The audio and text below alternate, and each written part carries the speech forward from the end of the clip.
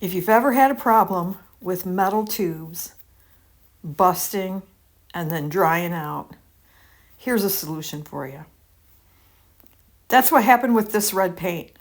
And I'm actually using some white and orange along with it while I'm painting this. But the metal tube got a little bend in it and it broke open. If you leave them like that, they're going to dry out.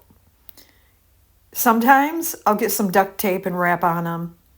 Other times I just split the thing open and I use it like this. And I'm just going to use all that paint on this one canvas. This is a 30 by 30 inch canvas I was wanting to get started on anyway. And I like to paint over paint better than over canvas, because there are a lot of times where the paint doesn't seep down into the texture of the canvas. And so on this first layer, my most important thing that I'm trying to do is cover the canvas and make sure that any of those little white speckles that show up after the paint dries, because you know when it dries it shrinks, and sometimes you'll end up with white of the canvas showing through here and there. So I'm using up the remainder of what was in this red tube of paint, along with some orange and white, just to give it a little less flatness. And I'm using this as my underpainting for this painting.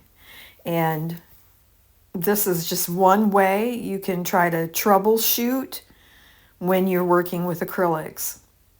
So what you just saw me do was turn the canvas, and that way the painted edge is now at the bottom, which gives me ample room to go ahead and continue to work around the rest of the edges of the painting.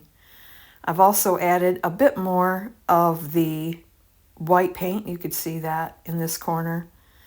And I found a little bit more orange too in this. And I found that the orange wasn't covering quite as well as that red paint. So I had to go over that area a couple of times because it just wasn't taking to the canvas quite as well as the red. You don't want to use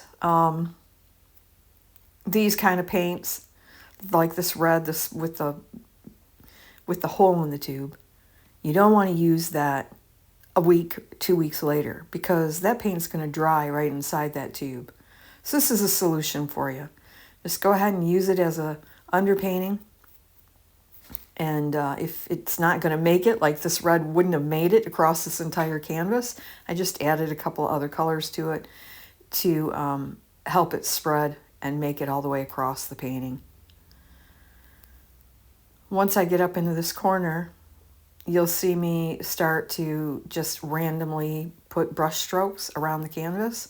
So I'm kind of spreading the light and darks out everywhere. And when you see me, like right here, I've got these big, like almost, they look white. They're not, they're just pink.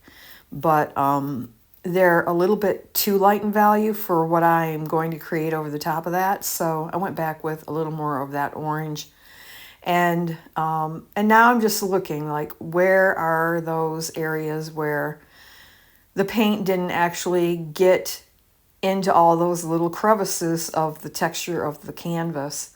And I'll turn it around a couple of times probably doing this, and working my way around and trying to correct those little spots. I like doing it this way because then, as you see, I'm kind of like putting all these little dots of paint, dots of color around. And to me, that just makes this layer of the painting so much more interesting. And some of this coloring may or may not show through. And this way, it's a little more interesting than just a flat color. Although a flat color would be perfectly fine at this stage of the painting, I really enjoy this process of moving the color around.